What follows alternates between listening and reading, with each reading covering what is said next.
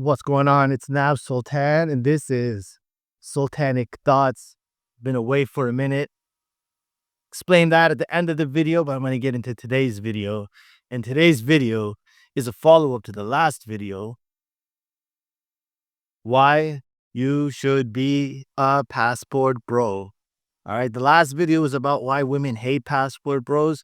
Please check that out because it appears that when I talk about certain subjects and use certain words that might be derogatory to a certain type of demographic, YouTube throttles me. YouTube stops showing my videos as much as they used to, and that's kind of why I've been gone for a minute. I've been waiting and hoping that things are gonna reset if I take a break from my savage style of speaking.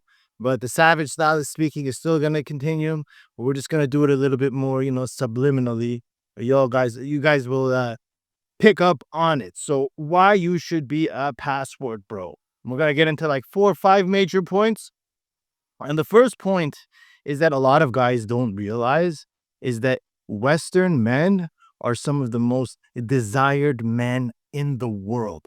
Okay. If you're from America and you go to Europe, it's like whatever. But if you're from America and you go down to South America, instant high value. You go to Central America, instant high value. You go to Asia, instant high value. You go to Africa, instant high value. You go to Middle East, instant high value.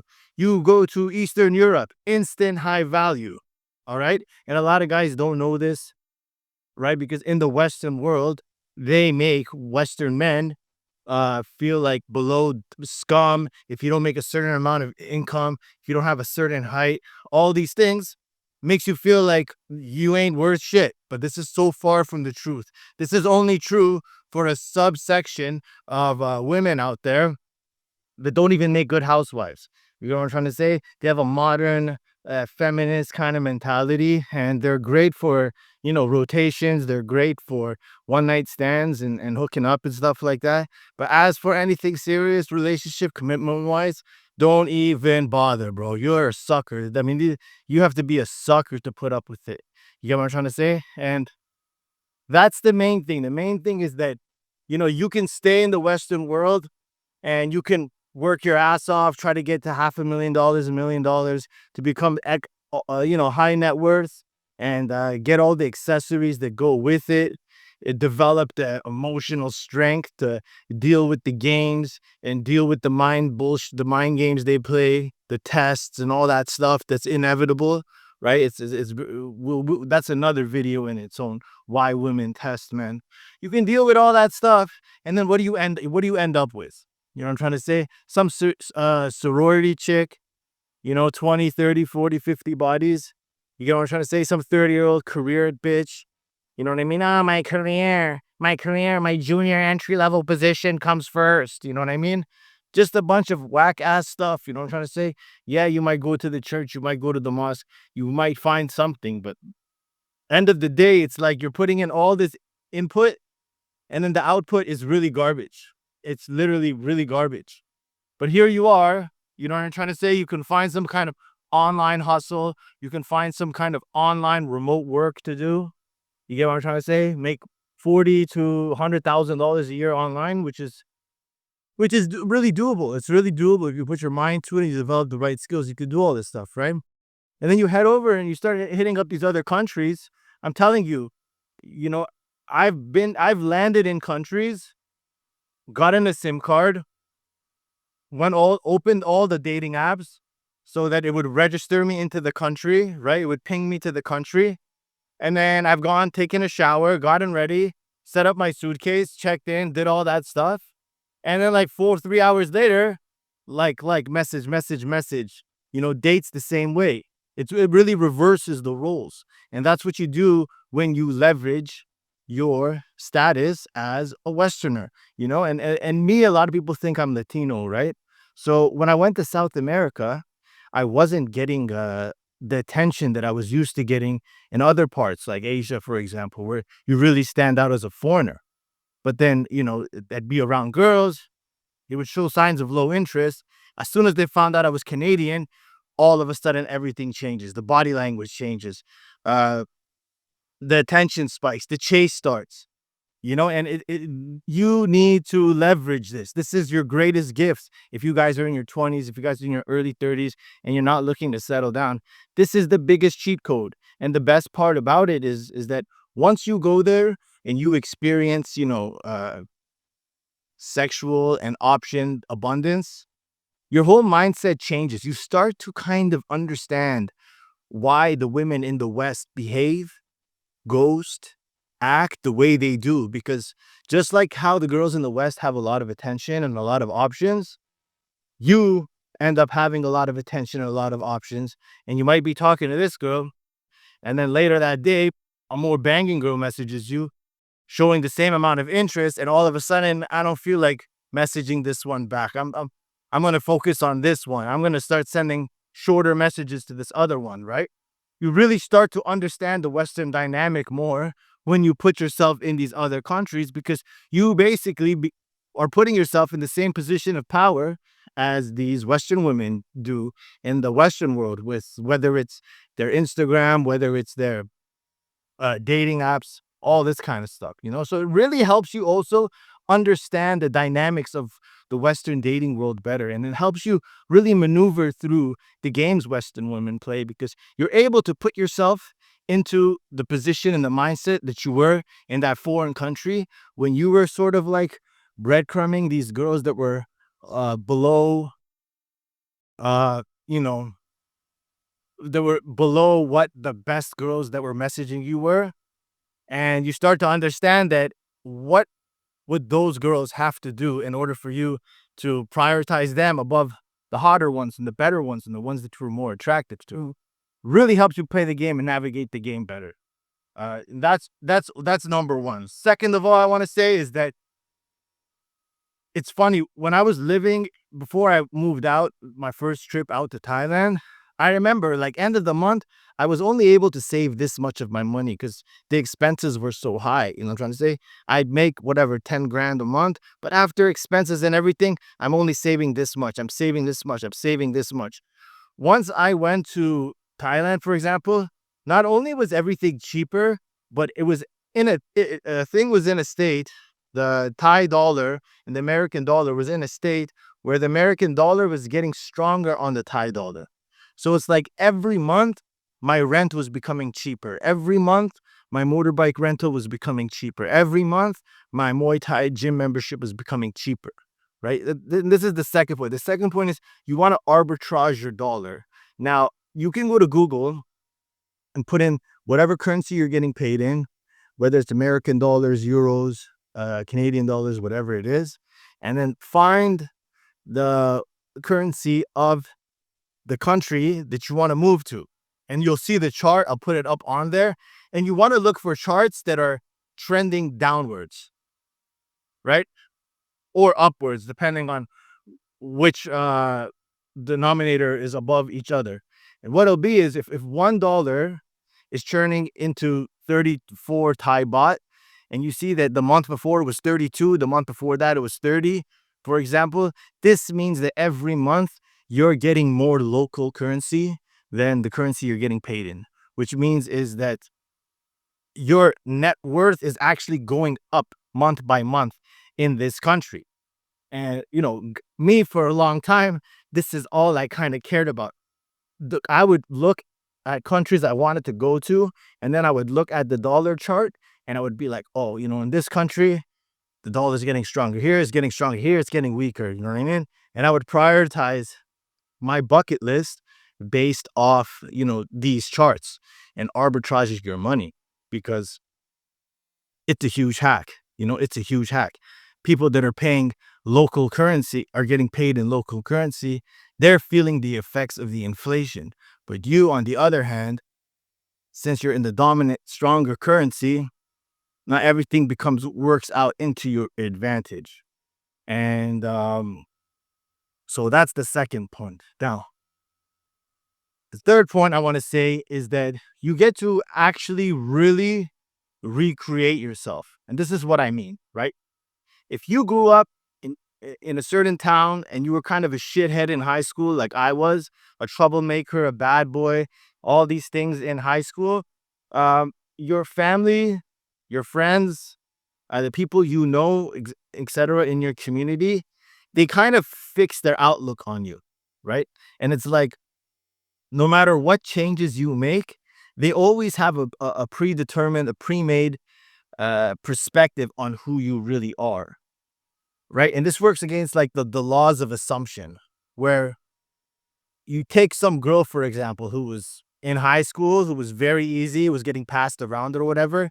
It doesn't matter what she does. To everybody in her high school, to all the guys that knew her and were involved in her degenerate behavior, they're always gonna look at her like she's some hoe, right? This is how it is. She could go become graduate of Harvard and become a doctor or whatever it is. They're always going to have that filter. Whatever she goes through, it's that. But if that girl switches areas, goes to a new city, and nobody knows who she is, they start treating her differently and they start viewing her based off their own the experience that started from the day they met her. And it just works the same way with you. I notice this all the time. Whenever I leave my hometown, whenever I'm not visiting family, whenever I'm just cut off from the whole world and I go somewhere new and I start my own thing, I always lose my bad habits. I always change. I always become a better version of myself because I don't have people around me constantly with their mental imagery and their mental power putting me back into this box. Oh, this guy's a fuck up. This guy's gonna do this. This guy's gonna get in trouble again. All this crap, you know what I'm trying to say? That always kind of I feel this old self waiting for me at the airport whenever I land in Toronto. I feel that same self just separate from me as soon as I hop on the planes and I go to these different countries. And some of my biggest growth in life always came from when I left back home. It always came when I was around new people and new people treated me like a sheet of paper, a white sheet of paper. And I was able to be who I wanted. People looked at me as responsible. People looked at me as intelligent, articulate. Uh, a lot of these characteristics that nobody ever looked at me like when I was growing up and I was going to high school. They have completely different versions of me in their head. And for yourself, if you're really trying to reinvent yourself and you're really trying to stop the bad habits and you're trying to, become a better version of yourself, this is the best way to do it. Just fuck off from everybody. 6 months, 1 year, find a place, get grounded, get a situation going in another country or in a few countries and just watch these bad habits, these personality traits that are so difficult for you to let go in your own city, in your hometown, just completely dissolve. And then watch what happens when you go back to those areas. Watch those old patterns slowly start to creep up in your life based on who's around you. It's a really powerful thing, it's called the laws of expectation.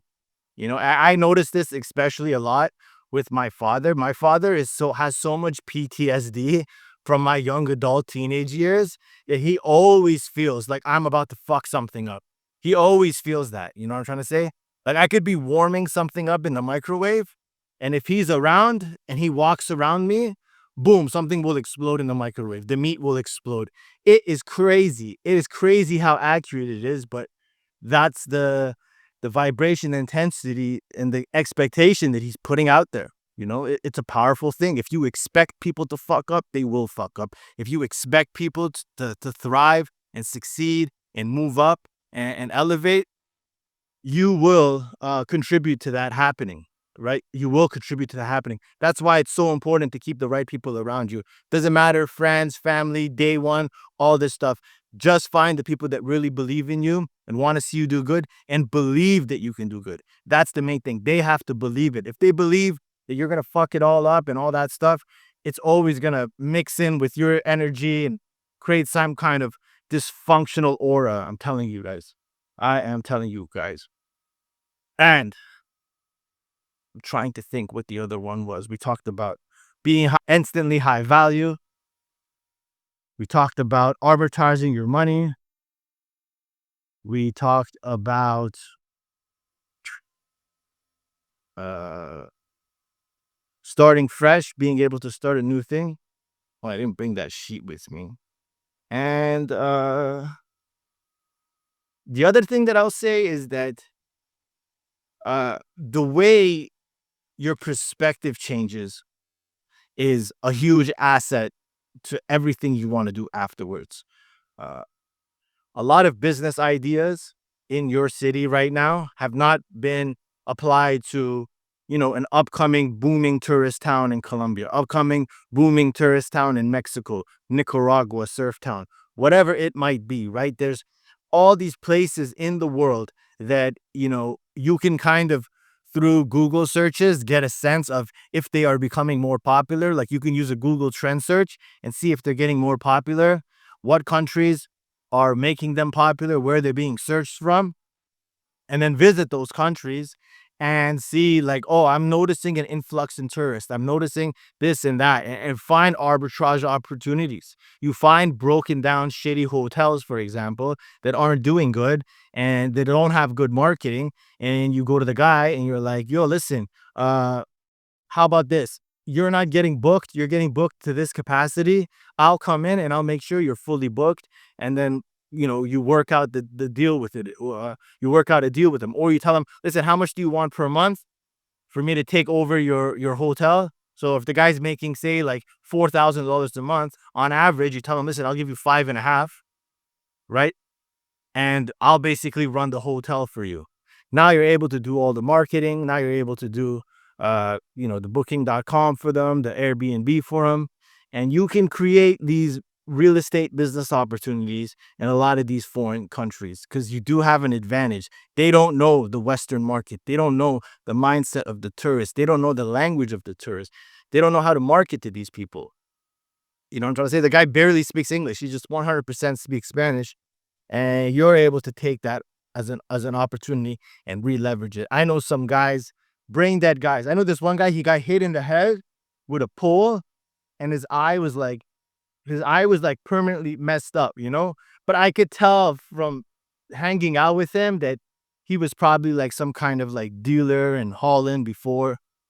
But I've been friends with him on Facebook for like, mm, say 8 years, 9 years. And this guy has still been in Bali. All he's been doing is driving around local areas looking for local signs where they're being advertising apartments in Indonesian, whatever the language is, Indonesian, and getting those apartments that are super cheap because they're targeted to locals. And then he'll go on Facebook Marketplace. He'll find, used furniture. He'll furnish everything. And then he'll go into these Indonesian Bali expat groups and list the apartment for 6 months, 1 year. And he's been Airbnbs, same thing. And he's been flipping real estate back and forth. And I never see him work. He's always at a tattoo shop. He's always by the beach.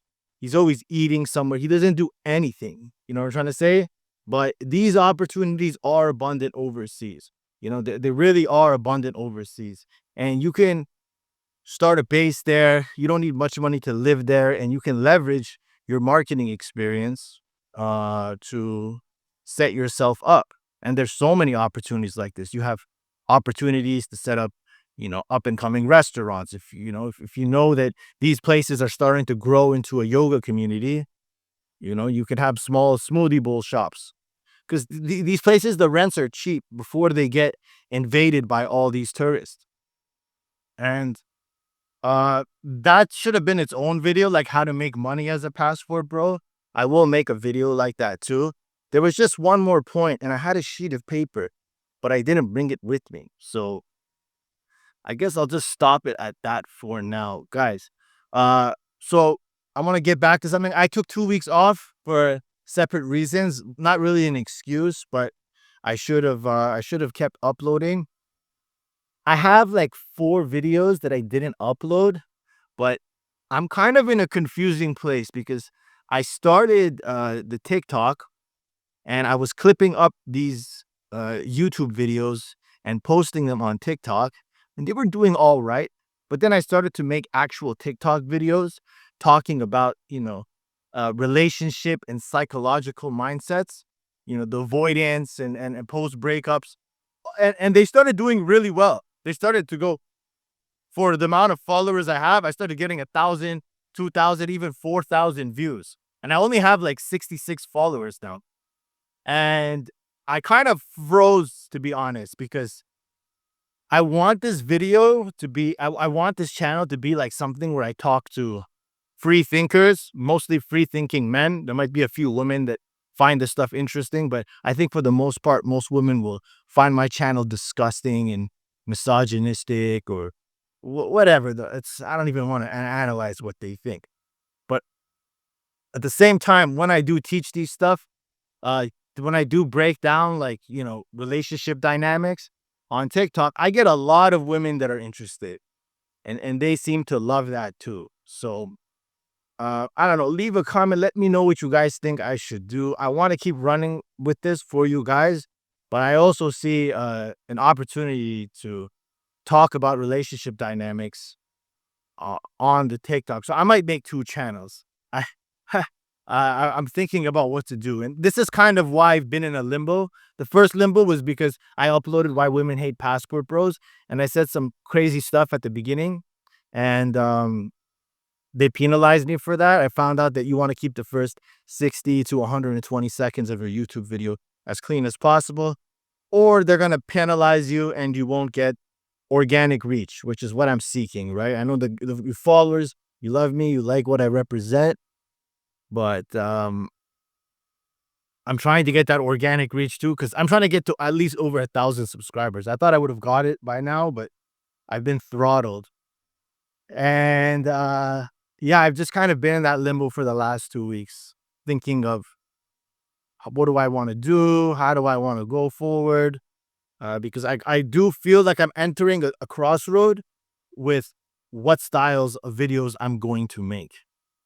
And it's getting to the point now where I think that I should just make a separate TikTok for that kind of content and keep this one for all my boys, the day ones. You guys have been supporting me since the "Why Thailand Ruined My Life" video. And I don't want to give up this demo. I really enjoy this demo, you guys. I really enjoy. This is the demo that if it wasn't about outcome and results, this is what I would do all day long. But I kind of feel like I can do both because I do like talking about that other stuff. And when I talk about it here, and you guys aren't as that interested. And the 4 videos that I haven't uploaded, they are all kind of relationship related. So if you guys like it, leave a comment, let me know. I'll upload those. Well, I got 2 more videos coming after this. So like, subscribe, comment. Peace. Nav Sultan. This is Sultanic Thoughts. I love you.